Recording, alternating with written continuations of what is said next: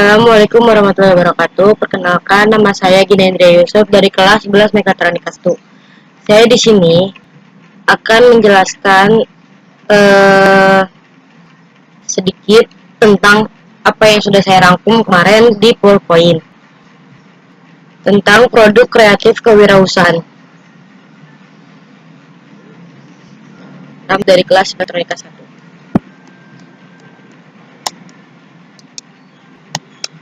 Tahap-tahapan kegiatan desain produk.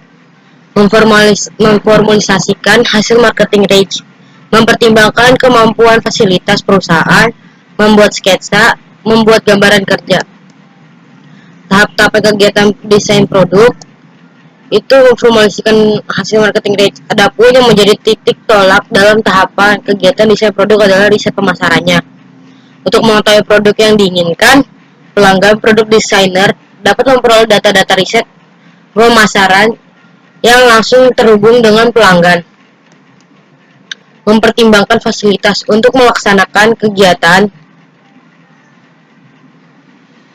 pembuatan suatu produk, maka desainer harus mempertimbangkan kemampuan dari perusahaan itu sendiri.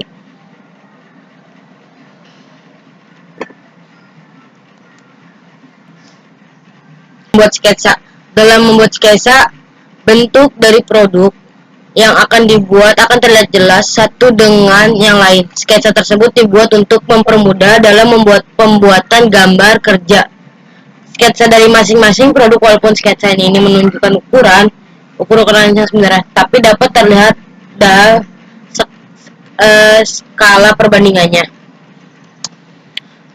Membuat gambar kerja. Pembuatan gambar kerja ini adalah merupakan tahap akhir dalam kegiatan desain produk, di mana dalam kerja ini digambarkan bentuk dan ukuran yang sebenarnya dengan skala yang diperkecil. Faktor-faktor yang mempengaruhi desain produk itu adalah ada 5, yaitu fungsi produk, standar dan spesifikasi desain, tanggung jawab produk, harga dan volume, dan prototipe. Yang pertama itu adalah prototipe. Yang kelima itu adalah ada prototipe, merupakan model produk yang pertama yang akan dibuat. Prototipe ini memperlihatkan bentuk kerja fungsi yang sebenarnya, sehingga sebelum perusahaan memproduksi, maka prototipe diusahakan untuk dibuat terlebih dahulu.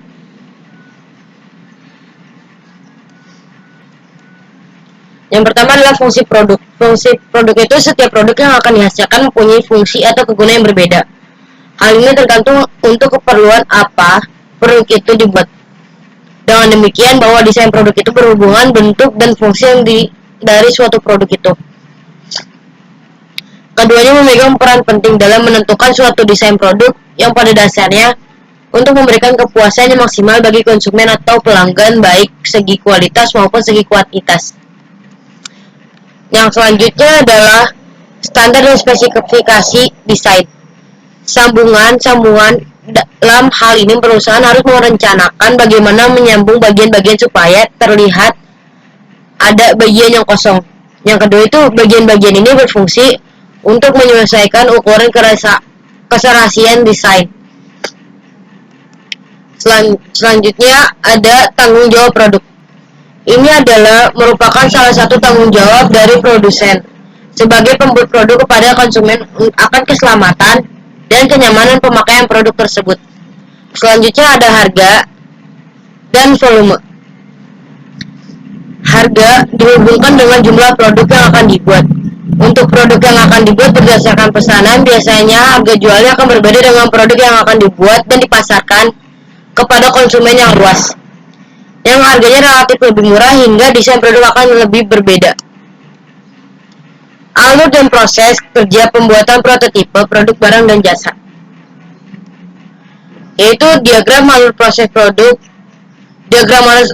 Diagram alur proses produk ini harus dibuat secara jelas terlebih dahulu sebelum suatu proses produksi dijalankan. Berdasarkan diagram alur proses produksi tersebut, pengetesan dan monitoring atas barang dalam proses produksi harus dilakukan agar produk akhir bermutu sesuai dengan rencana.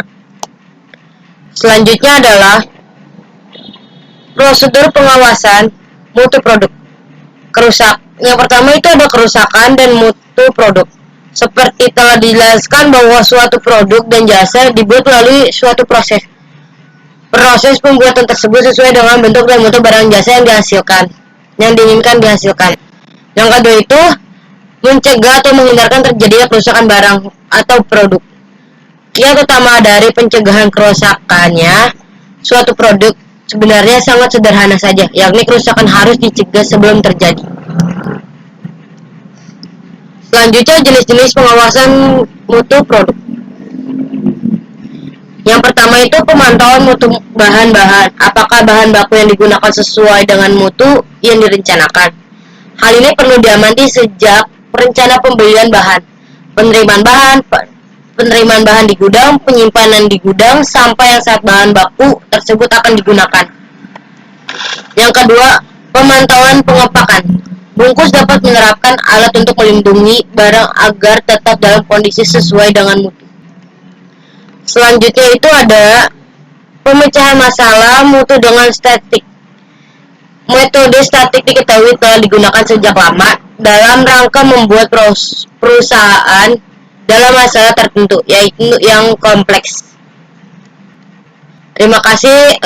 Saya wassalamualaikum warahmatullahi wabarakatuh.